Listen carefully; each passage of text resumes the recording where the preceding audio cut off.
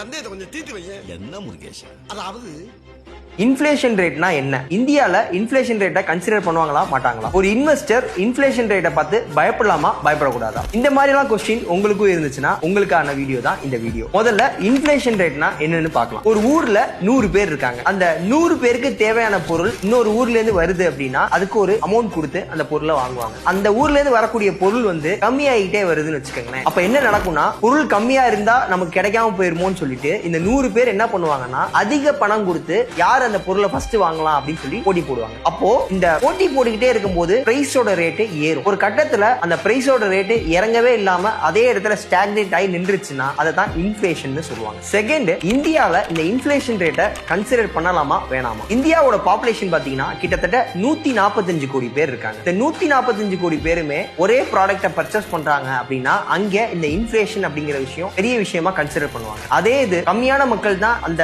ப்ராடக்ட்டை பர்ச்சேஸ் பண்றாங்க, அந்த சர்வீஸ் எடுத்துக்கிறாங்க அப்படின்னா மீதி மக்களோட கவனத்துக்கு வர வரைக்கும் அந்த செக்டார்லயும் அந்த ப்ராடக்ட்லயும் இன்ஃப்ளேஷன் ரேட்டை பார்த்து பயப்பட மாட்டாங்க. மூணாவதா, இப்போ இந்தியன் ஸ்டாக் மார்க்கெட் அப்படிங்கிற விஷயத்துல இன்வெஸ்டர்ஸ் இன்ஃப்ளேஷன் ரேட்டை பார்த்து பயப்படலாமான்னு கேட்டீங்கன்னா யூகே யூஎஸ் எல்லாம் எடுத்துக்கிட்டீங்கன்னா அவங்களுடைய பாப்புலேஷன்ல கிட்டத்தட்ட 40ல இருந்து 50% மக்கள் டைரக்ட் ஈக்விட்டின்னு சொல்லக்கூடிய ஸ்டாக் மார்க்கெட்ல இன்வெஸ்ட் பண்ணிருக்காங்க. பட் இந்தியன் பாப்புலேஷன்ல 2ல இருந்து 3% மக்கள் தான் உள்ள வந்திருக்காங்க. சோ இன்வெஸ்டர்ஸ் இந்த இன்ஃப்ளேஷன் ரேட்டை பார்த்து பயப்பட தேவையில்லை.